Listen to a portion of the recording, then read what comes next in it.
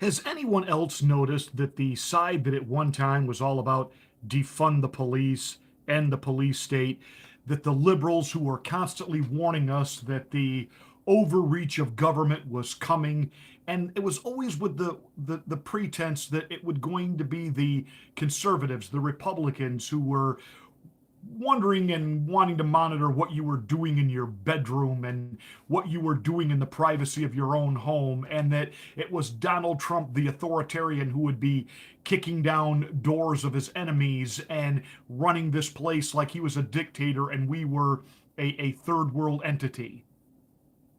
But the reality is 180 degrees in the opposite direction.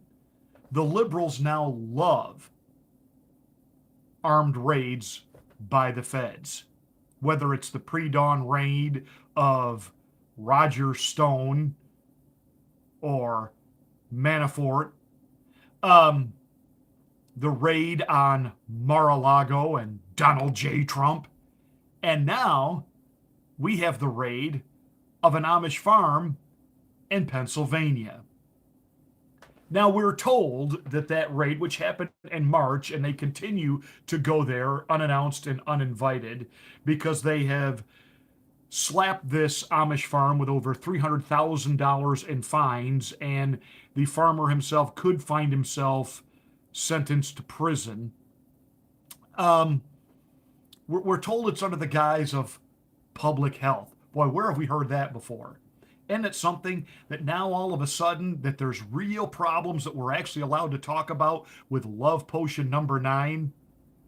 That the liberals have changed up the narrative. We're now allowed to talk about it as long as we talk about the fact it's Donald Trump's fault. He rushed it. They didn't have time to get it right. And therefore, any problems with it, it's all Donald Trump's fault. So we've gone in the last year from Joe Biden wanting to mandate that all employers everywhere force everyone to take the vaccine, restaurants that wouldn't even allow you admittance in places like New York City unless you could show proof of vaccination. Now all of a sudden that the evidence is coming out, and even the lying legacy mainstream media can't stop the onslaught of information that people who have been vaxxed, double vaxxed, triple and quadrupled are more likely to contract the virus and to have reoccurring bouts with it. Bum, ba-dum, bum. But of course, if we could somehow pin it on Donald Trump, especially before a midterm election, beautiful. Let's do that. It's his fault. So the left is constantly flipping and changing, and now they're really into this. Hey, let's go ahead and raid the people we disagree with. They're using and weaponizing the police state, the powers that be, our law enforcement agencies, not about public health and safety, but it is about pushing an agenda.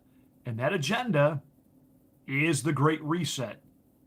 Klaus Schwab, with the World Economic Forum, WEF, wrote a book called The Great Reset that basically the globalist plan is really pretty simple.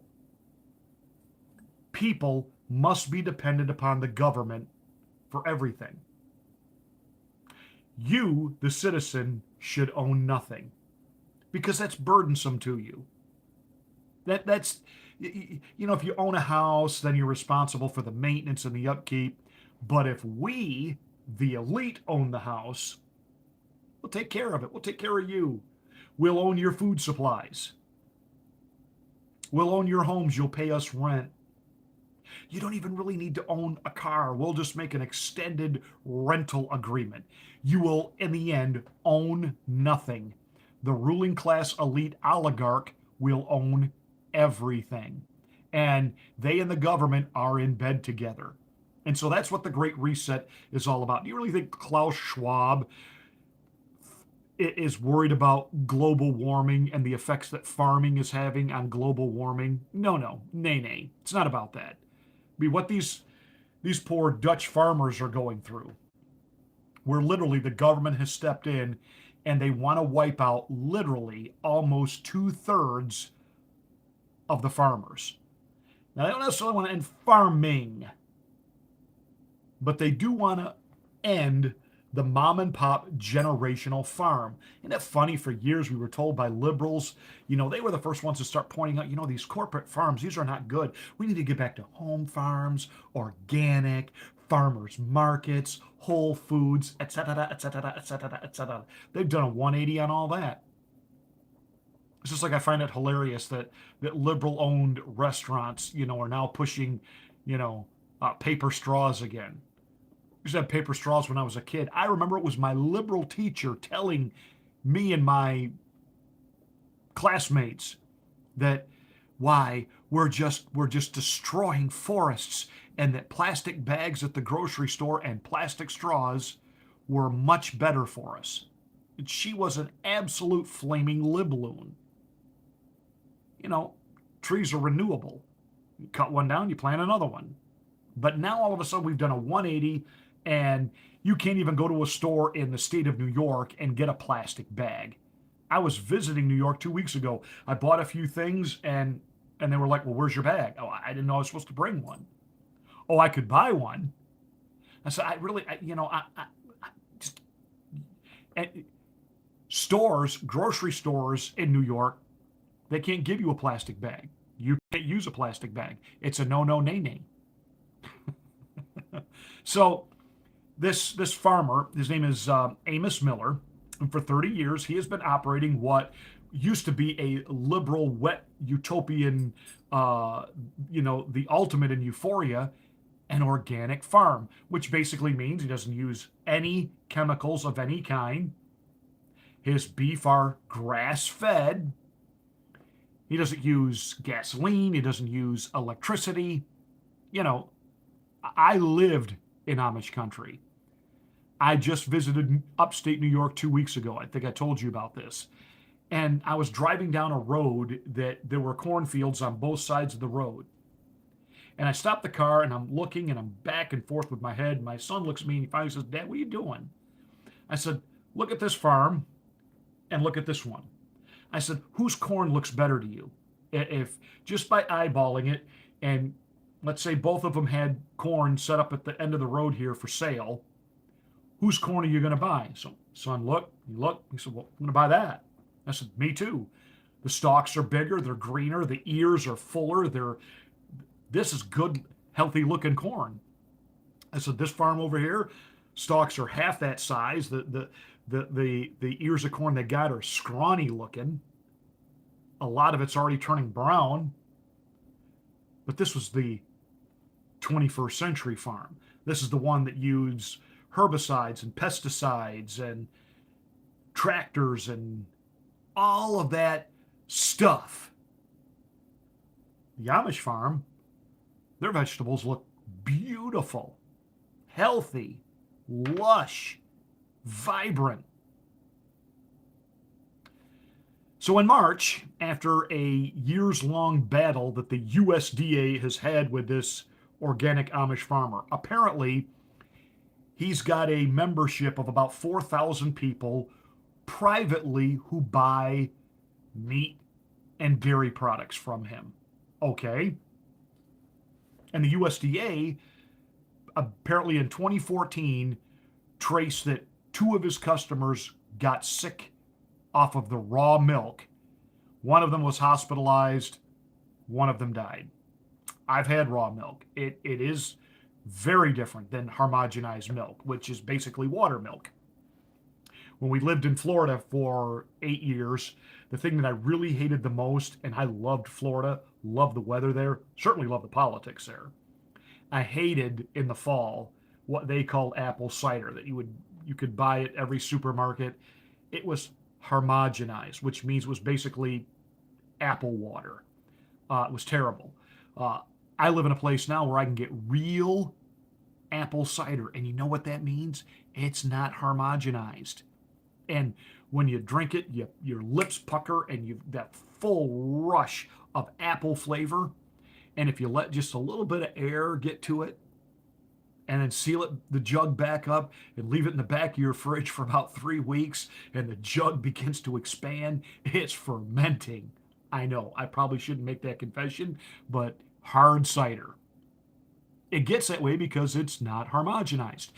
If you are going to buy natural meat and natural milk, is there not on your part as the patron, as the customer, an understanding that, okay, you are as a private person buying this from a private farmer, understand there is always, I don't care, you can eat all kinds of processed food and you're going to get all kinds of diseases from that, but all of a sudden the FDA isn't worried about that. You know, how many kids are bouncing off the walls because of all the steroids that are put in the cows to overproduce the milk, which our young people drink, and then we wonder why they're bouncing off the walls and why they're all autistic.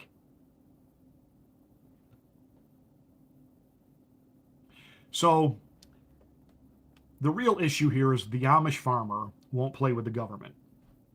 He won't be sanctioned by the government. And the government is on a Klaus Schwab mission, like they are in Holland with the Dutch. You're not going to be able to quote unquote feed yourself. No, no, nay, nay. You need the government for everything. This case is a test case. If they can stop this Amish farmer, all Amish farmers are done. All mom and pop farms are done. Why do you think Bill Gates is buying up hundreds of millions of acres of prime farmland and not farming it? Trying to convince us that crushed bugs flavored like hamburgers and chickens are wonderful. Oh, when you eat it, you won't even be able to tell the difference. Are you kidding me? I saw a TV commercial the other night during a ball game where a mother was basically giving her 3-year-old son, as he sat there and ate cereal, some type of chemically produced milk. And that was so much better for the environment because it didn't come from flatulating cows who are killing us. Do you understand how everything is upside down? Everything is completely backwards now. We're redefining natural and healthy, kind of like we redefine, natural herd immunity. Kind of like we couldn't talk about the strength of vitamin D, yet now all of a sudden we have doctors and scientists everywhere talking about vitamin D can really help fight corona because most of the people who got sick and died were vitamin D deficient. Some of us were saying that 2 years ago and got a timeout from YouTube for spreading disinformation. Now all of a sudden it's okay to say it. Wow. Wow. So this is all part of what's coming. And I told you, and mark this down. If the vaccine had actually worked, a one and done shot, and they could tie it into a digital currency, you would have to have a passport to prove that you had been vaccinated, not only to enter businesses, but literally to do business, to have access to your digital funds, your credit cards.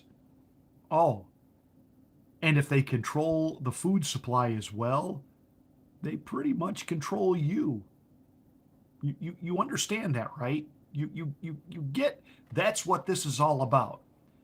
They're not worried that out of 4,000 plus customers and who knows how many tens of thousands of people have eaten this guy's food, drank this milk, never had a problem.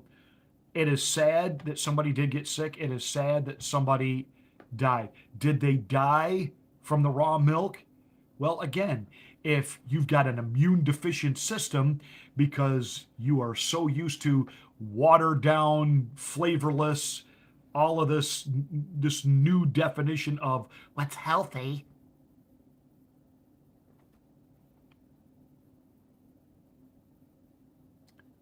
But they go on this Amish farmer's land with armed federal marshals. Well, were they worried he was going to stick him with a pitchfork? We've got armed IRS agents coming. This goes back to the Bush era. And I warned you then with all of that, the Patriot Act. They weren't really spying on, quote, the enemy, because you, me, we're the enemy. They want to read our emails, our text messages, listening on our phone calls. And the reason they're all about just being orgasmically, climactically in love with the FBI, with weapons drawn, kicking doors in.